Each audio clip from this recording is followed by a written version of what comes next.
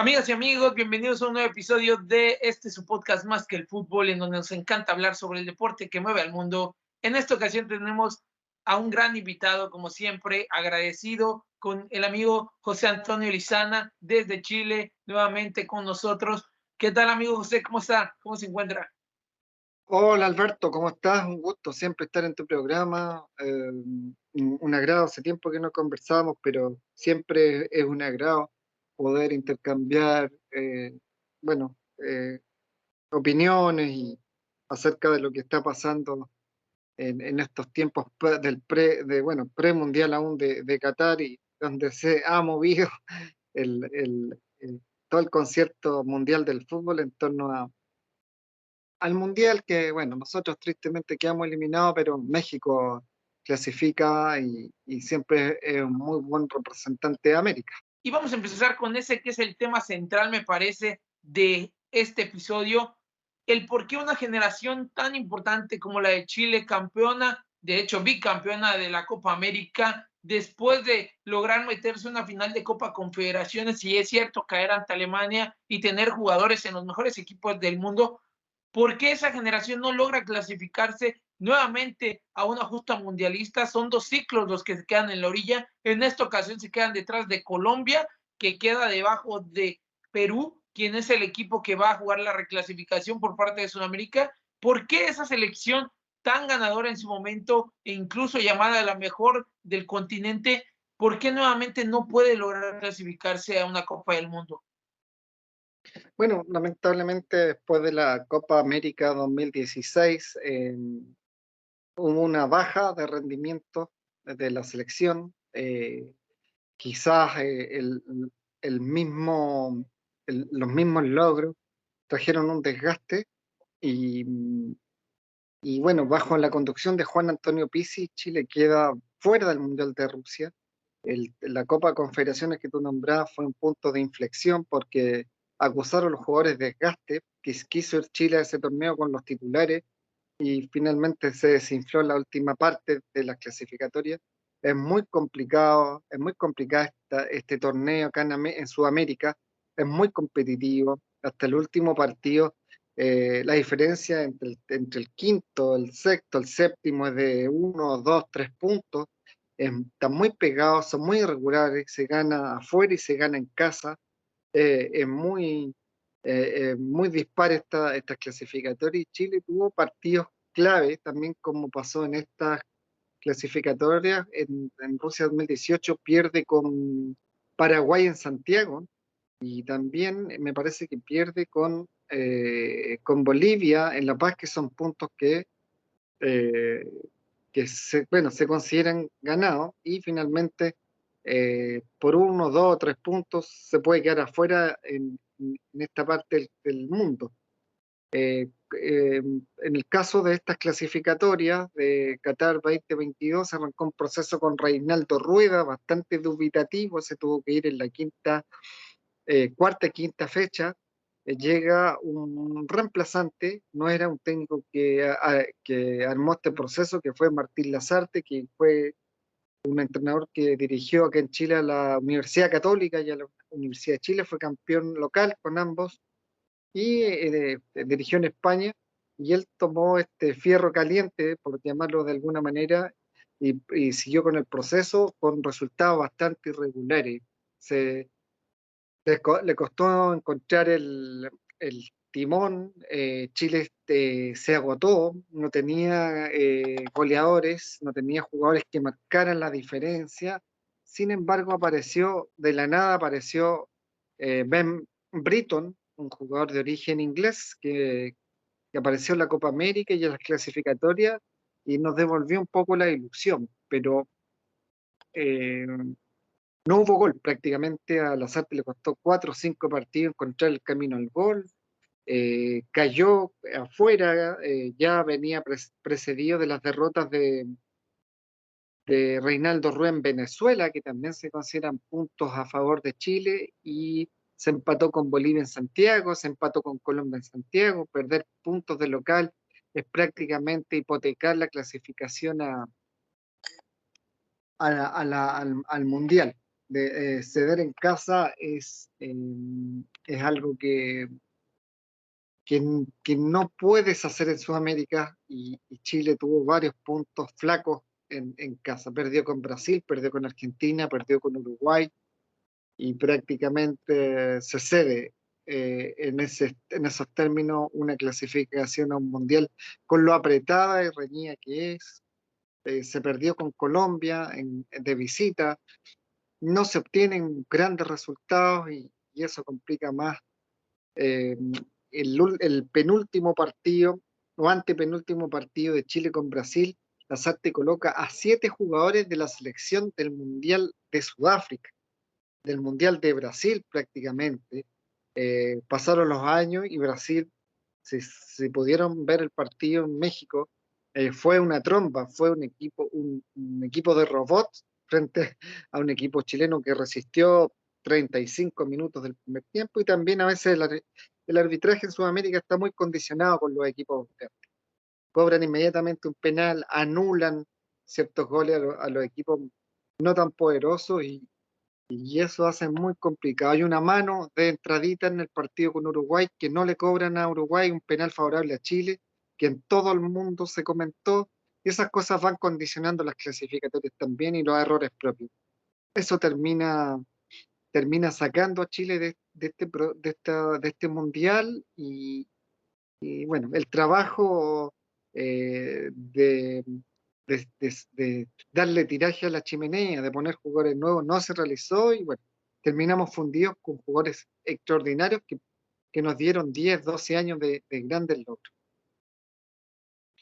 Vaya que sí, Chile al final de cuentas termina sufriendo en una eliminatoria en la que sabemos que, como mencionamos en otro episodio, Brasil, Argentina y Uruguay están prácticamente clasificados y te tienes que jugar esa cuarta plaza con el cuchillo entre los dientes, ya sea contra Ecuador, contra Paraguay, contra equipos muy fuertes como Colombia, como el mismo Perú, que al final se coloca en quinto. Y sobre todo tomando en cuenta que Sudamérica tiene una eliminatoria muy larga, es una de las eliminatorias que tarda muchísimo y de las primeras que inicia, pero pues como usted menciona, Chile llega a su pico máximo y como dicen, todo lo que sube tiene o tiende a tener que bajar y en el momento más bravo fue y cuando más se necesitaba poder mantener esa constancia, pues Chile empieza a perder gas, la máquina de la Roja pues simplemente empiezan a tener jugadores que es cierto, siguen siendo cracks en individual, pero que en colectivo se empiezan a quedar porque número uno, tienen las piernas muy cansadas por las temporadas que muchas veces son muy largas. Número dos, los años ya han pasado y evidentemente figuras que incluso como Alexis Sánchez o como el mismo Vidal hoy siguen siendo importantes, ya no están en su prime, ya no son los futbolistas que eran a lo mejor hace 5 años, porque pues el desgaste y la naturaleza del futbolista así es. Hoy en día se tienen futbolistas de 34 años en un muy buen nivel, pero ya se tiene que comenzar a dosificar a ese tipo de futbolistas para que te puedan marcar diferencia en los momentos más importantes. Perder puntos como local prácticamente siempre te va a condenar en cualquier tipo de torneo, ya sea en una eliminatoria o en un torneo largo. Siempre se dice, si tú logras ganar todos los partidos de local de tu eliminatoria, prácticamente tienes un pie y medio adentro de las clasificaciones. Nos pasa aquí en México también, siempre se comenta eso, si México logra ganar todos sus partidos en México, en el Azteca, prácticamente tienes la eliminatoria solucionada, pero empiezan este tipo de complicaciones en base a la edad de los jugadores, estas vacas sagradas que a veces no, los técnicos no tienen, no sé si llamar ahí la posibilidad de poder quitarlos o simplemente lo que se dice por ahí, hay una mano detrás de cada uno de los jugadores, ya sea representantes, ya sea marcas, ya sea comerciales, o lo que venden en camisetas muchas veces ciertos jugadores que son intocables. En nuestro caso en México, voy a tomar un punto o voy a mencionar un ejemplo puntual, que es el de Giovanni Dos Santos en su momento. Seguramente en Sudamérica lo han de haber escuchado. Giovanni era un futbolista que pintaba para crack, era un futbolista que salió del Barcelona y que se tomó, y tras ser campeón del mundo en Perú, marcaba y todo parecía que iba a ser un crack de nivel mundial. Al final se desinfló, terminó en la Liga MX y prácticamente en este momento no tiene equipo. Y de ahí en fuera, todo te da a entender de que si traes futbolistas solo porque sí, en nuestro caso en México se da muchísimo, hay futbolistas que no han jugado o no son regulares desde que inició la temporada de fútbol en Europa y siguen viniendo y siguen trayendo y siguen siendo incluso titulares con la selección. Y muchas veces también pasa que hay futbolistas que rinden muy bien en Europa, pero que cuando llegan a la selección o llegan muy cansados y tampoco entregan el rendimiento que se espera. Entonces, quiero pensar que de cierta manera también Chile sufrió de esta parte y de todos estos factores para que al final no pudiese clasificar no solo a una justa mundialista, sino a dos. Entonces, eso da a entender de que tuviste o cometiste un error del cual no aprendiste y vuelves a cometerlo mucho tiempo después. Sí, bueno, tú nombras a la predilección de los entrenadores por jugadores. El gran goleador de la selección chilena, Eduardo Vargas, no pasa por un buen momento y bueno, los técnicos como Rueda y Lazarte confiaron en él. Me parece que no marcó goles en la clasificatoria y, y bueno, se apostó hasta el último en tenerlo en cancha entre los titulares. Quizás podría haber sido una alternativa desde la banca, un refresco quizás para otros jugadores y esos errores también fueron marcando eh, a este proceso que termina a Chile eliminado y cayendo derrotado en casa con Argentina, con Uruguay, afuera con Brasil, que finalmente condenaron la suerte de Chile.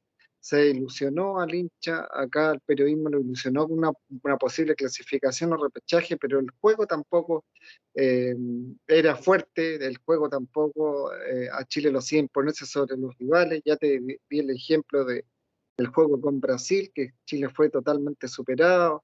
Martín Lazarte consiguió solo un 33% de los puntos jugados en casa, eso realmente es condenatorio. Dos triunfos, un empate y cuatro derrotas, y no sirvió poder cambiarse en la misma clasificatoria, sacar a Rueda y poner al azar. Quizás en estos casos hay que tomar ciertas decisiones y ver un proyecto de jóvenes como lo hace Alemania. Si no hablamos de selecciones juveniles, sub-20, sub-23, olímpica, panamericana, sparring, campeonato de reserva, si estamos estáticos ante el fracaso, ¿cómo vamos a salir? Esta generación del fútbol chileno tuvo, si bien fue un accidente, porque el fútbol chileno no tiene jugadores de esta categoría todo el tiempo, se pudo juntar y pudo lograr algo importante.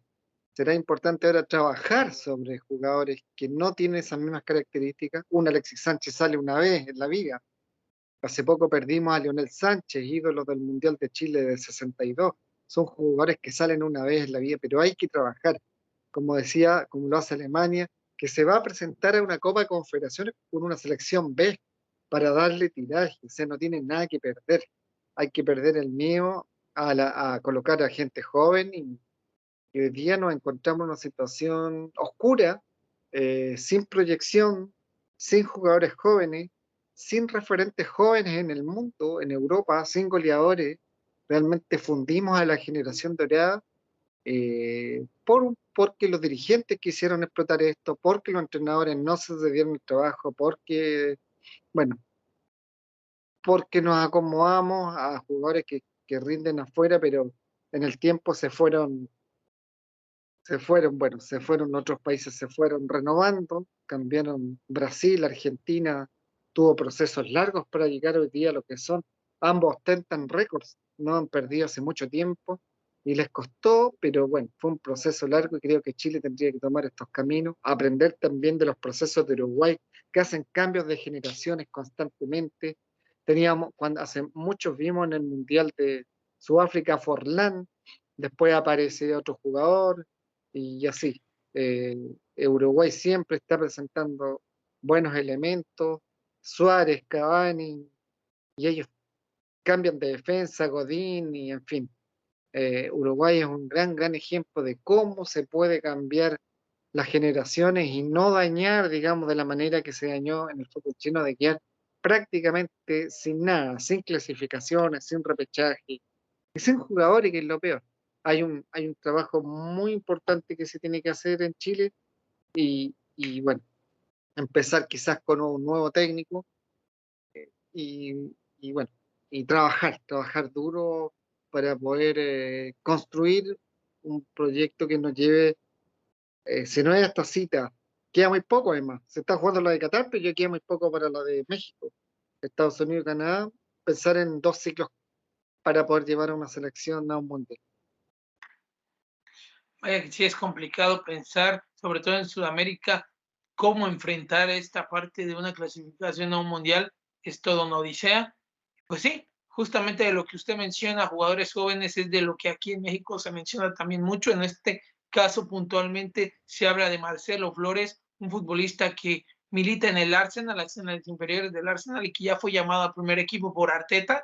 Y se pide que, la afición pide que se traiga, que se le dé oportunidades. Evidentemente, dentro de todo este tipo de opiniones están las que muchas veces exageran, y creo yo que tienden a ponerle un peso de más, a decir que metan al jugador porque él lo va a cambiar todo, y pues eso creo que también va más allá, pero sí poder ir buscando que el futbolista se vaya ganando ese rodaje y para cuando llegue su momento pueda tener ya muchos años con selección.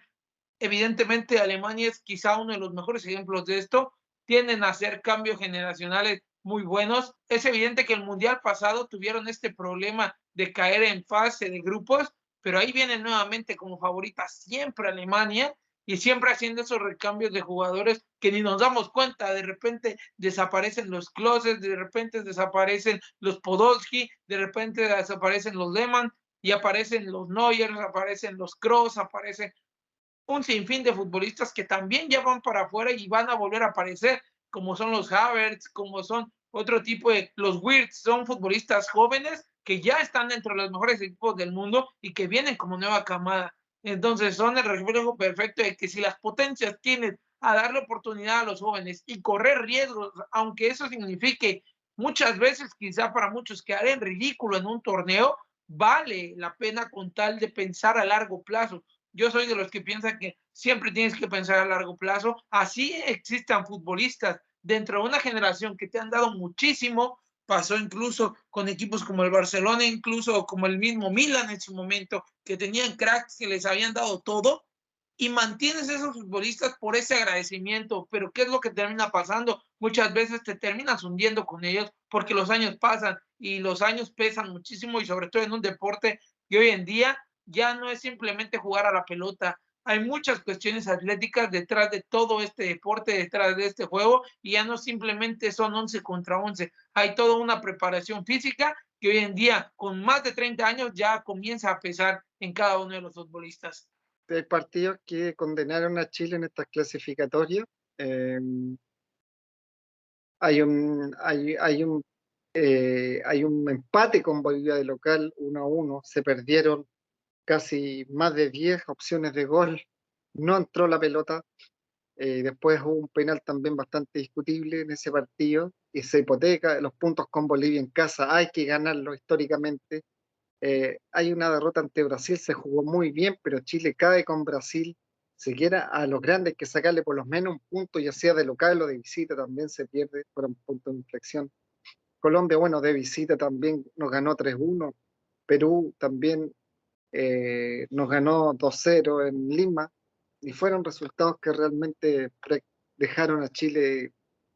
Después se cae con un rival directo en Santiago, con Ecuador, y prácticamente eso condenó.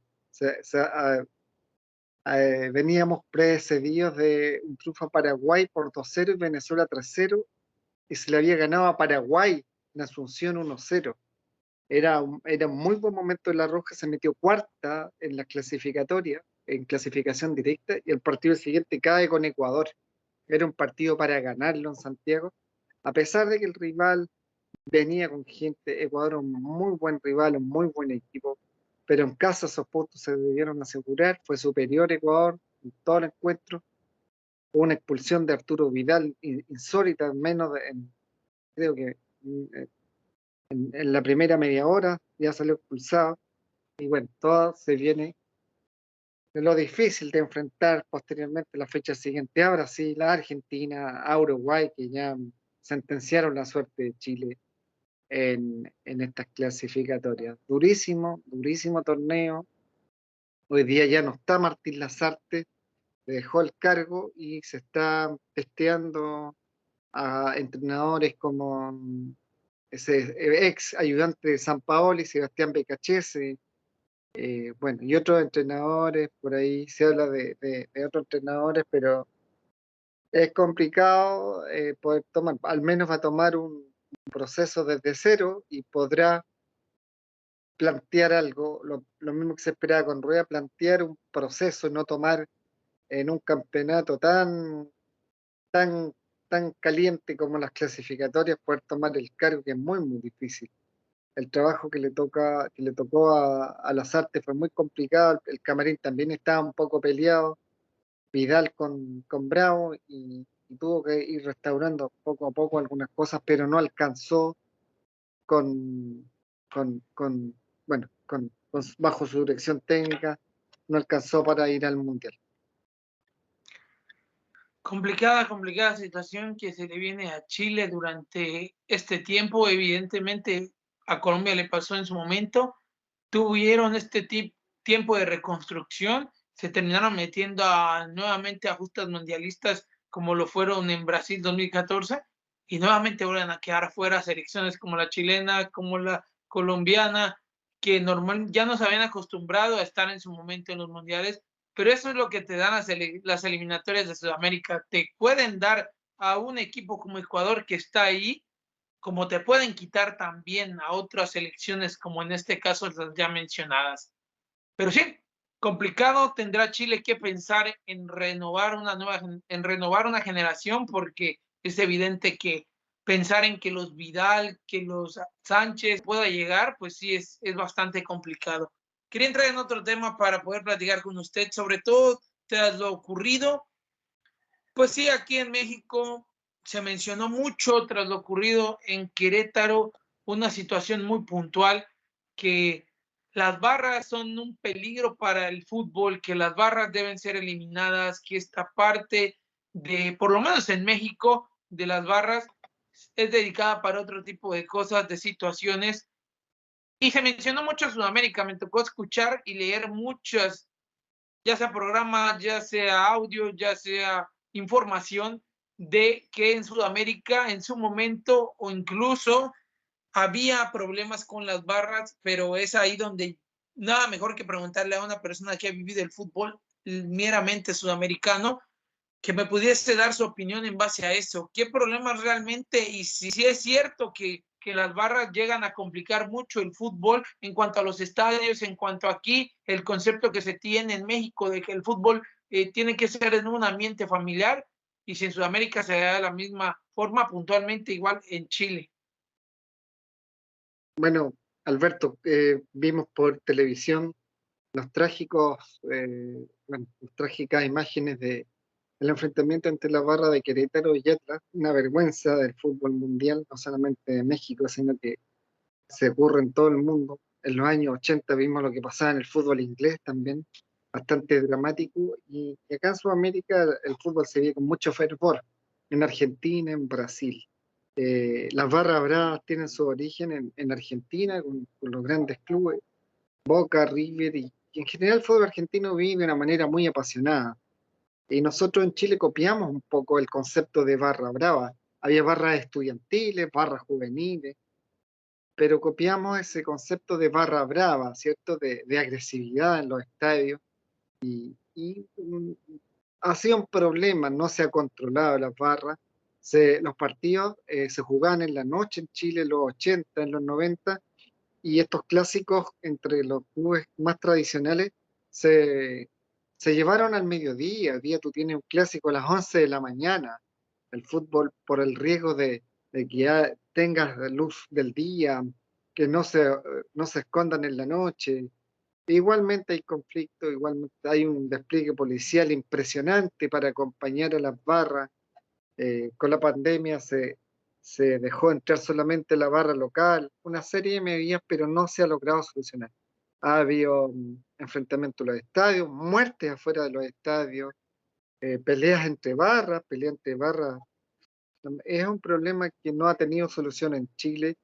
Y bueno, me tocó hace un tiempo exponer sobre esto mirando algunos casos como el mismo Inglaterra, en que hoy día el fútbol, el, en los clubes si bien hablan del hincha, pero no integran al hincha, lo condenan en este tipo de cosas. No se hacen parte del problema, ¿cierto? Dicen, no, nosotros no tenemos nada que ver con estos hinchas, pero obviamente muchas veces les facilitan entradas, muchas veces les facilitan bombos, les facilitan lienzo, hay un vínculo, pero cuando hay problemas no se comprometen, ¿cierto? No asumen las responsabilidades. Eso pasa por lo menos en nuestro país. Y, y en otros países que se han hecho cargo del problema, acompañan a los hinchas, rehabilitan a los hinchas, educan a los hinchas, ¿cierto? Les dan trabajo a los hinchas, no le proporcionan asistencia al hincha, así que, porque la violencia en los estadios es una violencia general de la sociedad, no solamente es de un estadio, esa violencia es la misma que hay en las casas de esos muchachos, es la misma violencia que está en cualquier lado, es la misma violencia, no es una violencia distinta, es una violencia que hay que atacarla de raíz, educando, acompañando, les ponen hasta psicólogos, le dan trabajo a los clubes ingleses, a los hinchas que están más complicados después de estos procesos, que ellos fueron duramente castigados por la UEFA, ¿ya? Los equipos ingleses fueron castigados en torneos internacionales en esos años. ¿Cuántos clubes ingleses fueron ser campeones de la Copa de Campeones de Europa, que se llamaba en esa época actual Champions League? Y los castigaron, tuvieron mucho tiempo sin poder participar en torneos internacionales. Eso es algo que no ocurre en Sudamérica, no hay grandes castigos, se ve la violencia como algo integrado, como algo folclórico, y hay que educar. El castigar hay que reemplazarlo por educar. Y los clubes ingleses, bueno, subieron los precios de la entrada en algunos casos, bueno, ya ese es otro punto, pero el acceso a que el comportamiento fuera ejemplar en un estadio de fútbol. Ellos pusieron una buena parte, no solamente se culpabilizaba al hincha, porque el hincha violento es el mismo que es violento en todas partes, el mismo que asalta, es el mismo que... ¿ya? Hay que erradicar la violencia desde la base, ¿ya? Porque no solamente violencia en los estadios, una violencia generada de la sociedad que se expresa en un estadio. Y eso no se han hecho cargo, por lo menos en Sudamérica, de ese tipo de situación. Y espero que en México se tomen las medidas respectivas, se hagan los castigos pertinentes, los responsables que asuman sus responsabilidades y se pueda limpiar esto, porque es triste ver estos episodios y no terminan. Si no les pones atajos, no terminan y van a seguir. Hoy, el 5 de marzo fue en México y puede aparecer ese foco de violencia en un mes más. Eso nos ocurre en Chile también, enfrentamientos de barras de clubes tradicionales que se enfrentan. Es típico que hay un enfrentamiento de las barras también, así que eso hay que mirar modelos extranjeros, cómo lo hicieron otros países. Eh, Inglaterra es un caso que pudo erradicar la violencia completamente de su estadio y poder tener un espectáculo limpio, seguro para la familia y bueno, para, para el deporte es fundamental un entorno de ese tipo. Van niños, van mujeres, van ancianos, ancianas y es importante garantizar un espacio seguro. Vaya que sí, en México el problema muchas veces es que confundimos el hecho de la pasión por el fútbol, por un deporte tan bonito y tan hermoso, con esta parte de tener la facilidad de poder expulsar las frustraciones, sacar lo que traes cargando durante la semana. Y yo lo mencioné incluso en un escrito y lo mencioné en un análisis que pude hacer, esta parte de entender que el ir a un estadio es para ir a mentar madres, para ir a decirle al árbitro de todo, para incluso, aunque a muchos de mis compatriotas hoy no les parece, esta parte de lo que quizá no sé cómo lo ven en Sudamérica o si lo han escuchado, la parte del que aquí llaman grito homofóbico por parte de FIFA, ese tan mencionado, con el perdón de la palabra para algunos, puto que se dice cuando el portero despejaba, que se normalizó, que simplemente se tomó como parte de la cotidianidad en un estadio y que a mí me tocó vivir desde niño. O sea, yo iba a un estadio de primera división y podía escuchar cómo el lenguaje era prácticamente muy florido en muchas partes, pero creo, y lo digo en serio, creo que nos estamos equivocando, creo que estamos entendiendo mal el concepto de lo que puedes ir y no puedes ir a hacer a un estadio. Muchos dicen es parte de la cultura, pero es que ese es el problema, que no seamos capaces de reaprender, que nos casemos con que nos enseñaron algo desde niños y que eso es lo único que existe y lo correcto, y no va por ahí. La cuestión aquí es que desde un insulto hasta una mentada de madre, así como un golpe, así como lo que vimos en episodios tan terribles como el de Querétaro, son cosas que van de la mano y van más allá, aunque mucha gente aquí en México dijo, no hay que politizar, no hay que ponerle un nombre que no, esto sucedió en un estadio, no es cierto, esto sucede todos los días en la calle, esto sucede como cotidiano en nuestras vidas y de ahí viene la violencia y se arrastra a los estadios y ya se ve en un lugar en donde se supone tú puedes llegar a disfrutar.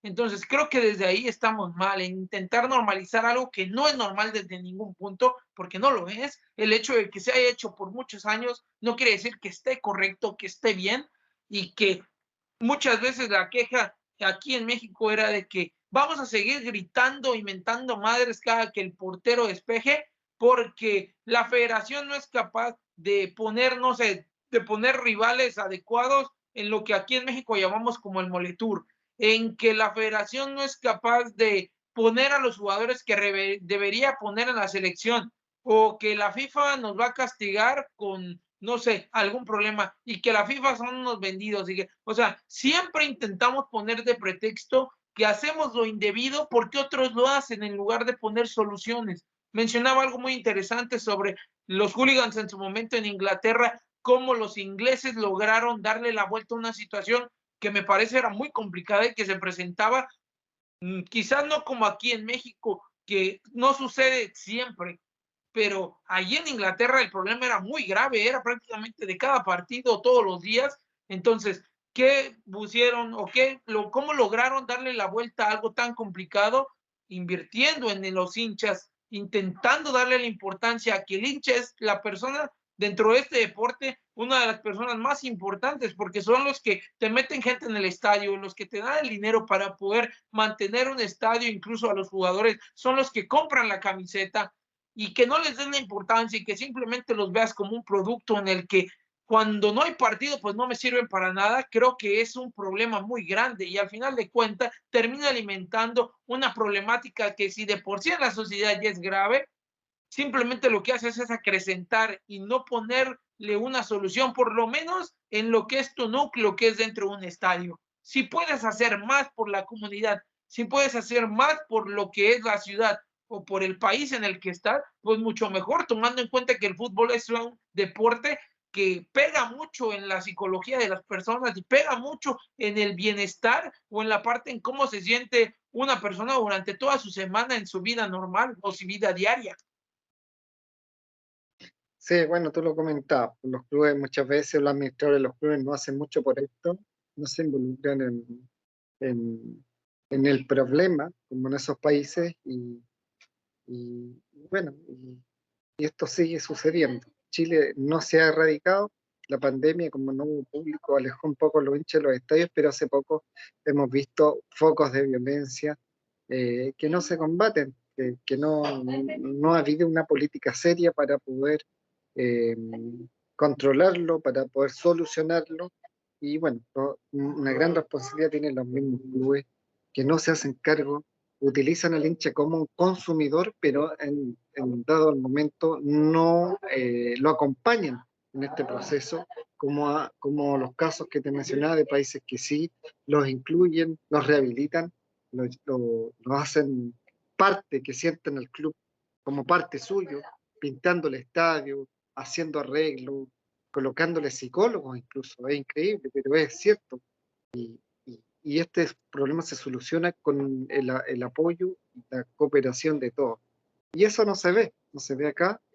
Tampoco hay grandes castigos, imagino que hay intereses, hay influencias que no permiten que se castiguen a los clubes y esto se mantiene igual. ¿No? Pasa el tiempo y no es algo que no se controla, no se soluciona y por lo menos Chile estamos igual, no tenemos cómo dar una solución a lo que ustedes vivieron en México hace un tiempo. No hemos tenido, hemos tenido muertos, pero no se hablaba de México de 17 muertos, no estoy cierto si la información era fidedigna, pero acá llegaron noticias de que en México por lo menos más de 15 personas fallecieron en ese encuentro, que es dramático, realmente dramático para tomar carta en el asunto a la brevedad y para que nunca más vuelva a ocurrir.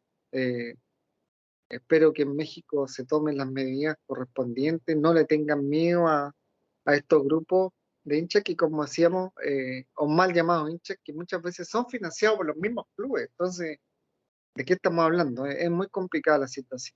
Y, y el acervo histórico también de los mismos administradores de estas grandes empresas, me parece que en México Televisa es dueño de algunos clubes también, y algunas cadenas que también han llegado hasta Chile. Everton también de Viña del Mar pertenece a un grupo de empresarios mexicanos. Eh, Todo va circulando en empresas, en círculos de poder y eso es muy complicado. Todo al final de cuentas, como dicen, tiene un precio, un hincha simplemente es visto como un consumidor, como usted lo menciona, y es triste que eso se siga repitiendo. Al final se terminó dando como información oficial que ningún hincha había fallecido. Se fueron encima de muchos periodistas porque tuvieron que retractarse en cuanto a la información que habían dado, pero no hay que esperar al final de cuentas que esto se convierta en realidad o no cuando tenemos el problema en la cara y que prácticamente nos está explotando no de ahorita, no de lo sucedido en Querétaro, sino desde mucho tiempo atrás. ¿Le parece si tocamos este otro tema que quería comentar con usted? Regresamos un poquito a lo que hablábamos sobre el Mundial. Puntualmente, quería saber su opinión como conocedor de este fútbol tan importante, como conocedor de un torneo tan relevante como lo es la Copa del Mundo.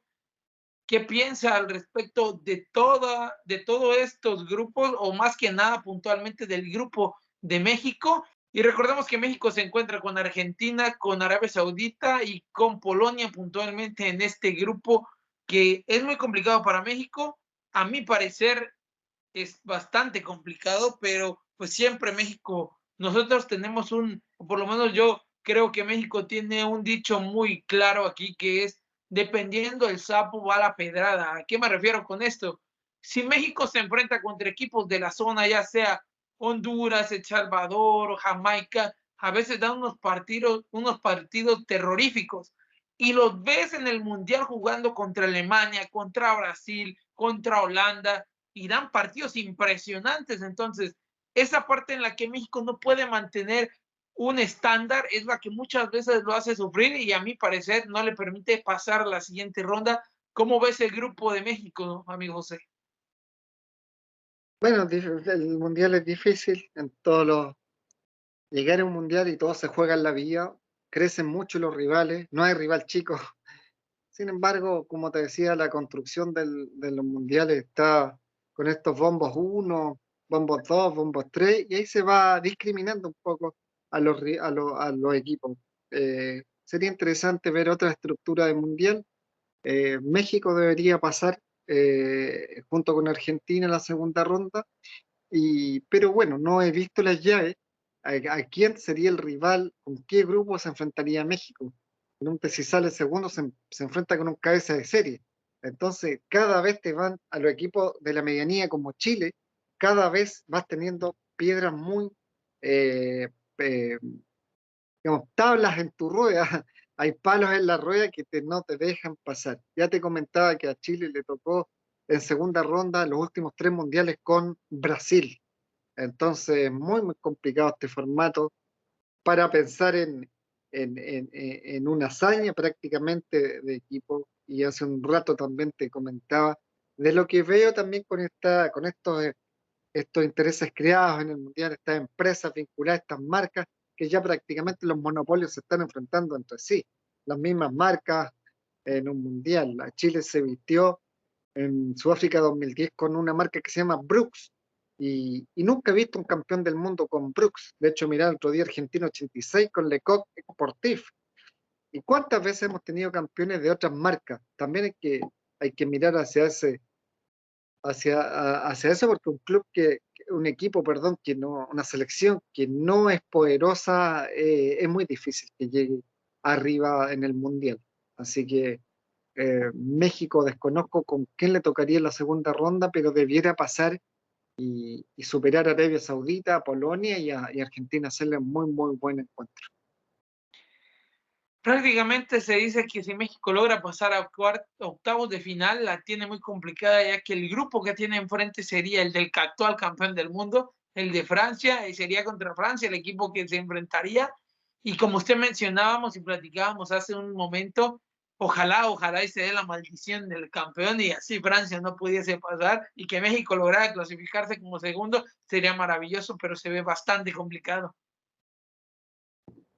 Sí, bueno, paso a paso hay que ir jugando en el Mundial, pero sí, son una estructura muy complicada, estos equipos eh, prácticamente tienen la llave asegurada, y pienso que se debería democratizar un poco este torneo y enfrentar a todos contra todos y ver otro tipo de campeones, no ver a los mismos de Sudamérica, no ver a los mismos de Europa, ver a una selección que nos sorprenda, como alguna africana, al mismo México, representantes de Norteamérica, ver nuevas caras en el fútbol mundial a través de un sorteo mucho más democrático y no tan supeditado bueno, lo que te comenté también hace un momento, de estas casualidades muy raras.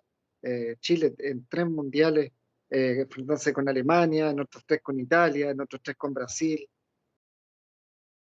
Es muy difícil que en estos tiempos se encuentre un Chile y México en un mundial, porque las llaves están, esta clasificación de bombo 1, bombo 3, bombo 4, tiene todo, eh, bueno, sospechosamente ordenado y el mundial termina siendo ganado por Alemania, por Francia, por Italia, bueno, Italia no clasificó, pero por las grandes selecciones, por Brasil, por Argentina.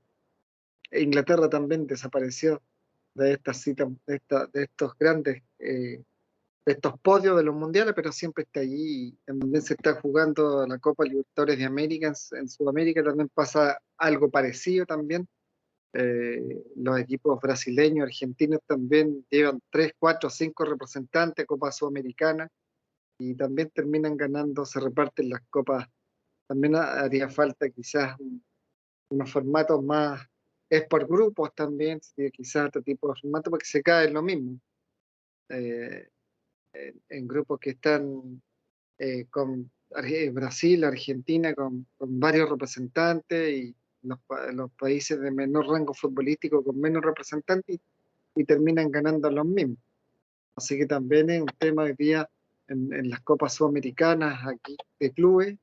eh, y bueno, en ningún momento los clubes europeos también se revelaron a crear una Superliga de Europa y están también planteando poder hacer un campeonato anexo por lo mismo, por, por esta de alguna manera, estos monopolios futbolísticos que hay en el mundo, no solamente a nivel de mundial, sino de copas internacionales, y las crisis también que existen en los países por el involucramiento de las empresas y los clubes también. El fútbol chileno ha perdido mucha historia, mucha competitividad internacionalmente por el negocio. El fútbol como negocio es un tema que golpea fuertemente a las instituciones y gente que se apropia también de los clubes empresarios y que los clubes van perdiendo deportividad. Clubes tradicionales bueno, que se mantienen, venta de jugadores, venta prematura de jugadores al mercado internacional, todo eso ha perjudicado al fútbol en su esencia. Sí, vaya que sí. En algún momento yo lo comentaba. Quien no se ha dado cuenta que el fútbol hoy en día tiene mucho que ver más como negocio que como deporte, pues simplemente está viendo otra cosa, porque cabe mencionar justo lo que decía de la Superliga.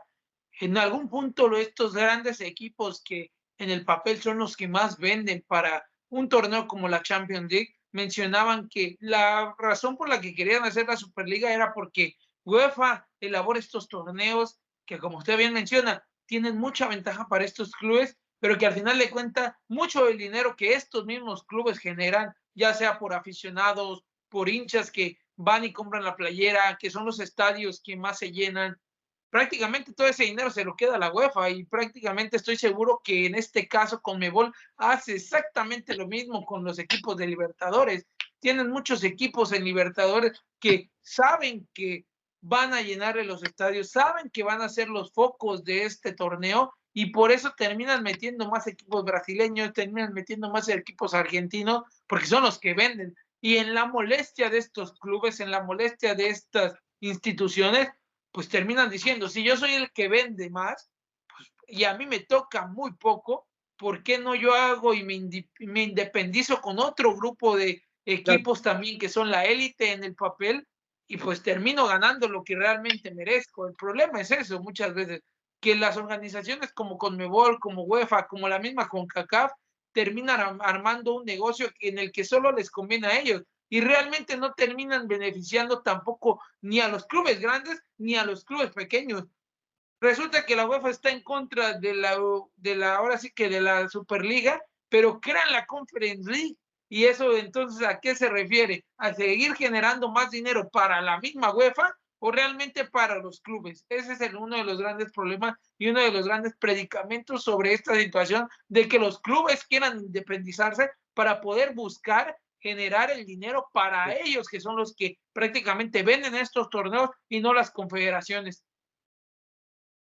sí, bueno, es una realidad global que atraviesa los distintos continentes y acá también pues, estamos en torneos donde también hay una predomina los mismos de siempre y eso yo creo que hay que ir cambiándolo en otros tipos de formatos, en otros tipos de formatos. Afortunadamente Chile pudo ganar esas Copas América por esa generación maravillosa que tuvo, pero para ganar un torneo hay que tener un equipo excepcional.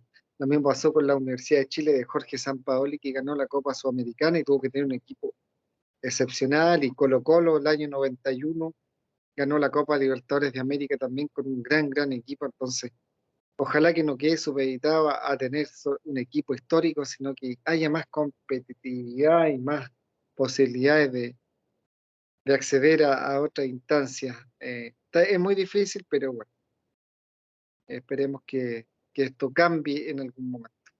Ojalá que sí, en algún momento podamos ver otro tipo de formatos para poder seguir viviendo cosas diferentes en este deporte que tanto nos gusta, que tanto amamos y que es tan bonito. Y prácticamente con eso quiero cerrar con el hecho de que entendamos que es un deporte muy pasional, que es un deporte increíble, que a mi parecer es uno de los deportes que mueve al mundo y que podamos seguir hablando de que solo vienen cosas buenas para el fútbol, ya sea para los mundiales, ya sea para los torneos que cada uno tenemos de manera local y que podamos disfrutar de la manera más sana en cada uno de los estadios y pues, también desde casa poder lograr que otras personas quieran acercarse a este deporte y no al ver episodios como los que hemos visto tristemente últimamente, pues sean al contrario y quieran alejarse y no con saber ni conocer nada de un deporte que nos encanta. Muchas gracias, Alberto, por la invitación a tu programa. Estamos siempre conectados, contactados y bueno, el fútbol y el deporte sin los intermediarios siempre va a ser algo muy lindo. El deporte de barrio también, y hay que disfrutarlo y bueno, estar atento a lo que ocurre con los campeonatos y poder llevar un poco de educación también a los estadios y a los campos deportivos. Un abrazo grande, muchas gracias por la invitación. Así es, muchísimas gracias, amigo José, por aceptar esa invitación y esperemos pronto podamos seguir platicando sobre muchísimos más temas. Como saben, pueden ir a seguirnos a todas nuestras redes sociales. Estamos como Más que el Fútbol o Más que el Fútbol Podcast. Un abrazote hasta Chile, un abrazo a todos a casa. Cuídense mucho y sigamos hablando sobre el deporte que mueve al mundo.